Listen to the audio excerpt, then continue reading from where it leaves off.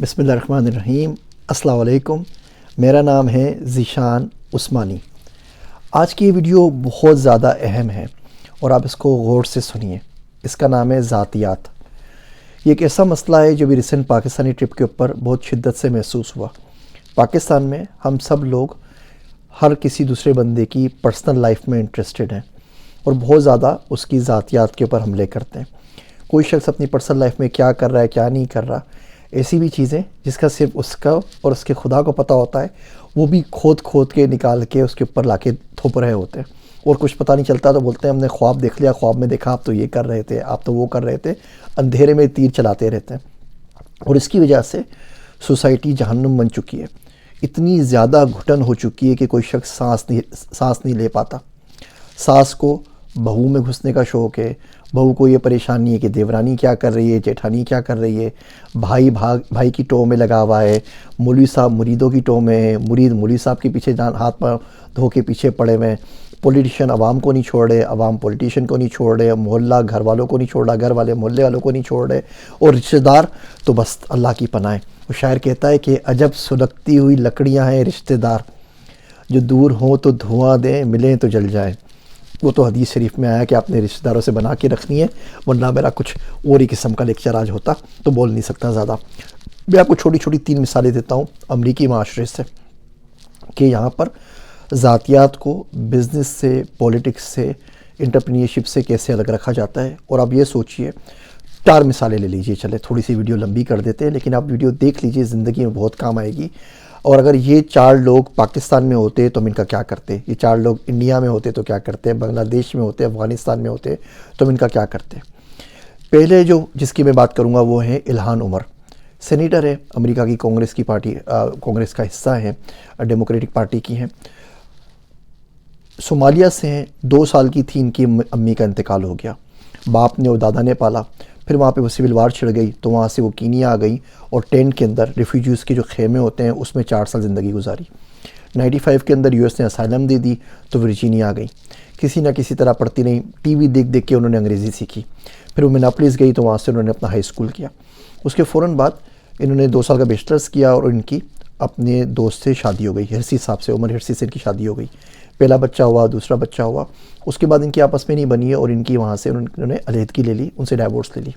اس کے بعد انہوں نے دوسرے بھائی سے شادی کر لی، ان سے شادی نہیں چلی تو پھر واپس چھوڑ کے پھر پہلے شوہر کے پاس واپس آ گئی تو ٹیکنیکلی حلالہ کر لیا۔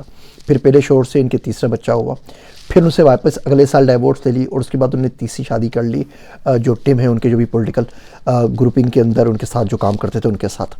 اب اس بندی نے 3 شادیاں کی ہیں، 3 بچے ہیں، بیچ میں حلالہ بھی ہوا ہے، لیکن پورے امریکہ کے اندر، اس کافروں کے پورے ملک کے اندر کسی نے ان کو اس بات کا طعنہ نہیں دیا کہ بھئی آپ کیا کر رہی ہیں، کتنی شادیاں کریں گی، کتنے حلالے کریں گی، کیا ہوا تھا، ادھر سے ڈائیورس صحیح ہوئی تھی آپ کی یا نہیں ہوئی تھی، یہاں پہ حلالہ ٹھیک ہوا تھا نہیں ہوتا، کسی نے کوئی رپورٹ پورے میڈیا کے اندر آپ کو نہیں ملے گی۔ یہ پہلی مثال ہے۔ دوسری مثال دیکھیے، یہ نا تھوڑا بہت پڑھا کریں دنیا میں کیا چل رہا ہے تاکہ تھوڑا دماغ کھلا کرے آپ لوگوں کا۔ روبرٹ مڈروک فوکس نیوز کے مالک ہیں، بلینئر آدمی ہیں، میڈیا ٹائکون ہیں بہت بڑے۔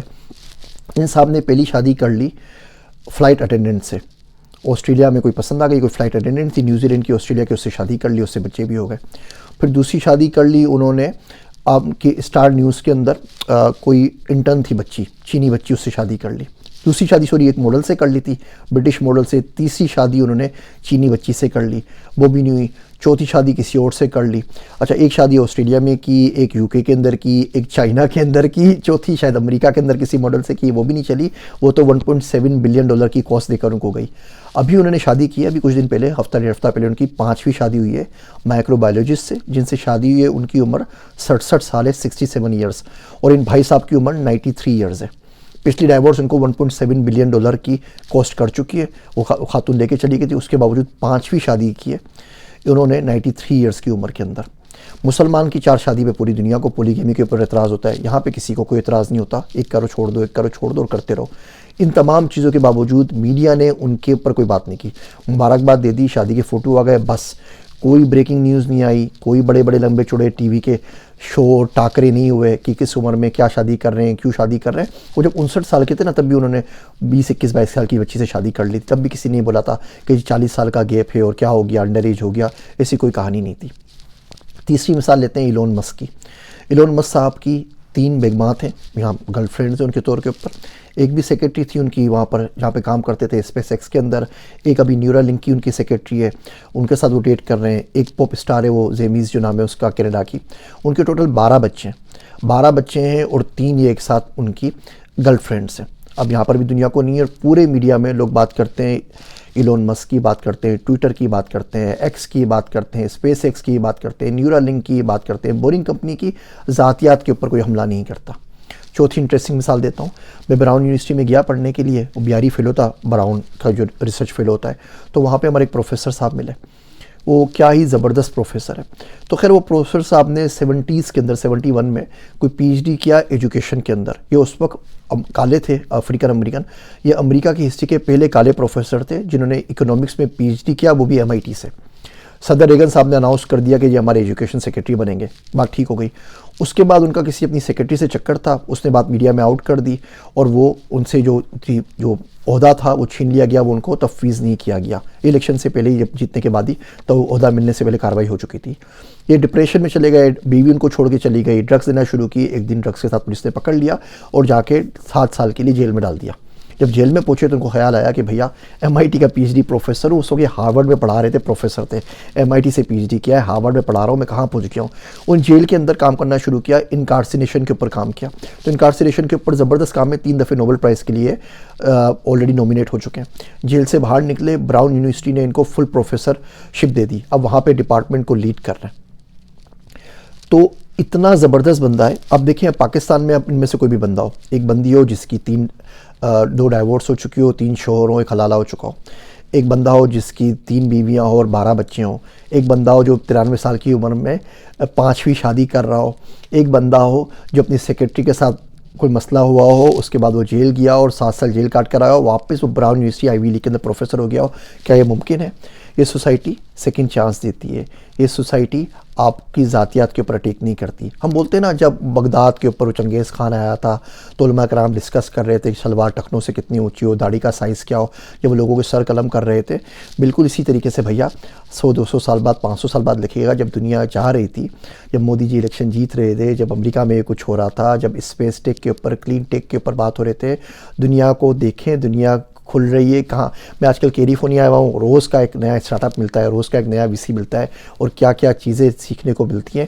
ایک کمپنی سے بات ہوئی, انہوں نے بولا کہ جی ہم اسپیس میں ٹیکنالوجی بناتے ہیں, کوئی چیز یہاں سے پاکستان سے دنیا سے یہاں سے بنا کے بھیجیں چاند کے اوپر, مریخ کے اوپر, تو بڑی کوسٹ آتی ہے. تو ہم 3D پرنٹر بھیج دیتے ہیں کہ جو بھی نٹ بولٹ چاہیے آپ کو وہی بنا لیجئے. کہ اس پروسیس کے اندر ہمیں لگا کہ کچھ چیزیں اگر ہم اسپیس میں بنا کے دنیا میں لائیں تو زیادہ اچھی ہے. فائبر آپٹک کیبل اگر بنائیں گے تو یہاں گریویٹی کی وجہ سے کچھ بمپس آ جاتے ہیں تو ریپیٹر لگانا پڑتا ہے, لیکن وہی فائبر آپٹک کیبل اگر ہم نے چاند کے اوپر بنائی تو وہاں پہ کیونکہ گریویٹی نہیں ہے تو بالکل پرفیکٹ بنتی ہے. تو اب ہم کیا کر رہے ہیں, ہم اسپیس میں انڈسٹری لگا رہے ہیں. تو جو ہمیں کچھ میڈیسنز بنانی ہوتی ہے جہاں پہ کیلیبریشن کا کوئی پرابلم ہوتا ہے کہ وہاں پہ گریویٹی نہیں ہے, تو ہر چیز جو بغیر گریویٹی کی اچھی بن سکتی ہے ہم اسپیس میں بنا کے دنیا میں لے کر آئیں گے. یہ کمپنی یہ بن چکی ہے, کام شروع کر چکا ہے. اور تو جب وہ لکھیں گے تاریخ دان کہ جب دنیا یہ کام کر رہی تھی اور وہ انٹائی گریویٹی چیزیں بنا کے اسپیس سے دنیا کے اندر لے کر آ رہی تھی, تو ہم اپنے ملک کے اندر عدت کے مسئلے ڈسکس کر رہے تھے اور وومن کی میسٹرل سائیکل کے اوپر بات کر رہے تھے. تھوڑے کہیے کو زیادہ جانیے, کوشش کر کے اس ویڈیو کو بار بار پھر دیکھیے تاکہ دماغ تھوڑا سا کھلے. میرے واسطے دعا کیجیے گا. میں ہوں آپ سب کا ذیشان عثمانی.